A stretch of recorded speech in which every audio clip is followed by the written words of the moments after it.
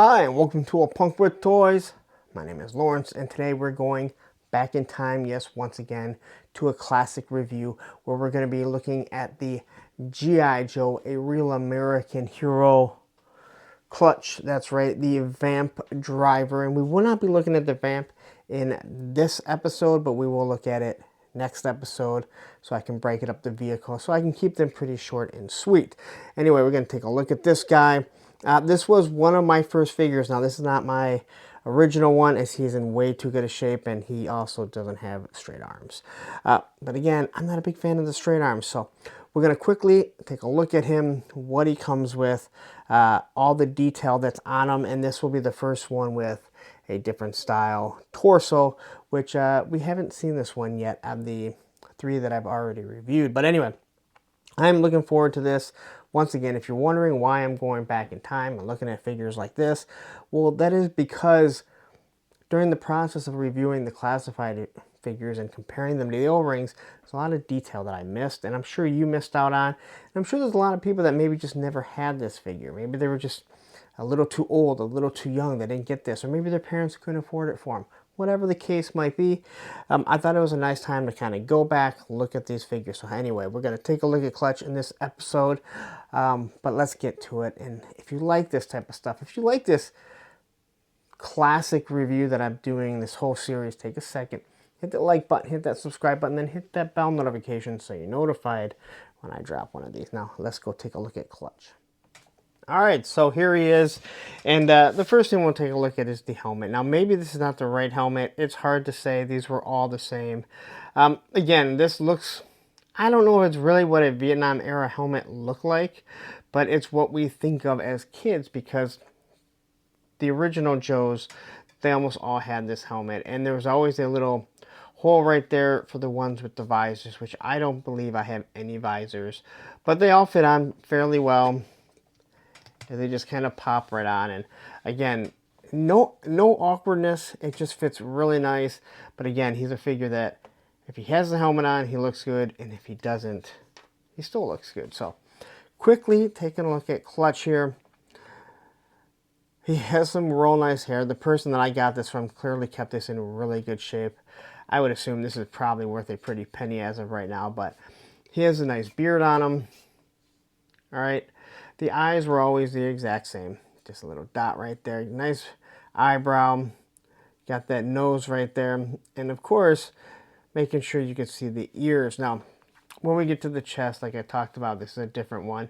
And I always loved having the pistol right up on his chest here. And I am glad that some of the classified figures have recreated this, giving you stuff like this, like with Wakando. It has a small little pistol. I absolutely love that. I think it's cool. You got these nice little shoulder guards here. I don't know why you would have padding up there. Maybe with the seat belts, even though these don't have seat belts. But you got this nice little pocket in here. It looks like some leather harness, or just like a guard that goes over. But again, you look at the pistol, you can see the little strap that's holding it in. So they do a wonderful job with that. And he is wearing his short sleeves. And I really never noticed that they're cuffed over. So they did a good job of making sure that they're showing you the cuffs here. And as you can see, just the way this tri-strap goes around. And they always made sure everything went around through the back. So it's just going to kind of wrap around. It is up on his shoulder, so you don't have to worry about it digging into you. It has that little padding. And then you have your belt here, which again I showed you before. They have the belt loops. Now, they really should have some belt loops in the front, but again, I'm not going to complain about some 1982-83 figure here. And once again, if you don't know, that is the original, well, one of the earlier Hasbro logos. Is kind of an H behind it, and then it has the little house. Now, if you look at the straight arm figures, this would just be an H for the belt buckle. All right. Now going down, these are the same legs that we've seen before. Got some painted pouches. Some of them seem to be a little bit better painted. It made me wonder if people had gone and repainted mine, but a lot of these figures are still my original ones. And this is the first time we're going to look at boots. So you have these tucked in pants here.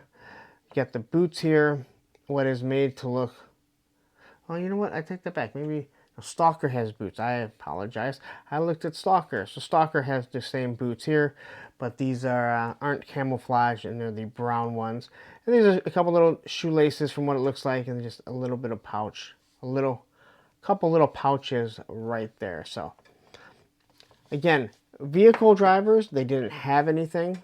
Oh, I forgot to mention, he has a little pocket right on the back. I always find it weird there's not two pockets, but just one pocket right there. Again, most vehicle drivers don't have weapons. It seems like maybe later on, and I know someone's going to say, well, Steeler did, and you are right. In the original line, Steeler did, but I believe he was the only one. So here we have our clutch, and like I already mentioned and I already showed you, his helmet fits on perfectly fine. So this is the swivel arm figure. He does turn side to side. Now I always liked, and I didn't mention this on the other three that I've done so far, but I always liked that the fact that they made it so the head would not turn all the way around. I always hated on Star Wars figures or any figure like that it could spin all the way around, because in real life you can't. And on the back here there is just a little notch that hangs out, so it stops. I have no problem with that. I always like that way more than a figure that could spin around, which shouldn't. Then you have your T-pose, which I always talk about with the classified. And again, the swivel arm battle grip, I believe that's what it was called. At least that's what I always called it. It changes everything. From the straight arm figures that you would easily break the thumbs, and again, the 90-degree elbow straight arms is still way better than any articulation that a Star Wars figure gave you. But man, talk about breaking thumbs when it came to putting weapons in there. You have the O-ring here. This one is a really solid O-ring that's in here. It's probably a newer one. And again, you can shift it back and forth. And if you remember, yeah, you could spin the figure around a bunch of times and they would spin around. Really can't do too much of that Jean-Claude Van Damme, but they are made so they can be seated in their vehicles. And when we get to the vamp, we will definitely show you exactly what I'm talking about.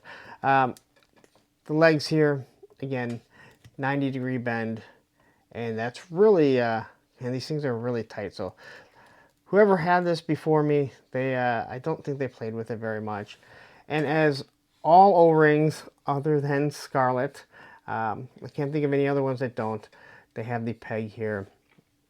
And again, this was something that was really thinking forward. I can't think of any vehicles in Wave 1 that needed a stand or used a peg on any of the vehicles, but we'll see as time goes on and we look at some of these vehicles, the peg system, so you can hold figures on it. But anyway, there is your clutch from 1982-83. Again, this is the version 1.5. All right, so there you go. That is the classic review of the G.I. Joe, A Real American Hero Clutch.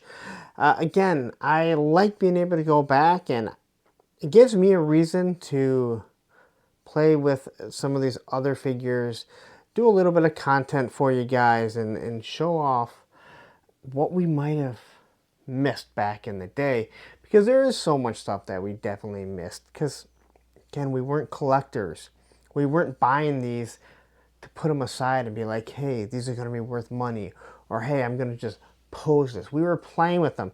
The fact that this clutch, or any clutch in general, is in such good condition is absolutely shocking. But that's the clutch review. This is the reason why I'm doing it, if anyone is wondering. But what I am going to do is I'm going to ask you if you like this type of stuff. If you like this review and this series that I'm doing, please take a second, hit that like button, hit that subscribe button, and hit that bell notification so you're notified every time I drop a classic. And again, I have the Vamp review coming tomorrow. This won't make any sense if you're in the future and not watching this before the Vamp, but at least then you'll know that there's a Vamp. So anyway, I'm going to get out of here, but before I do, please don't go anywhere. What I'm going to ask is that look up right up here is going to have the classic Stalker video, and down here is going to be the playlist for all the classic reviews that I've done. Take care.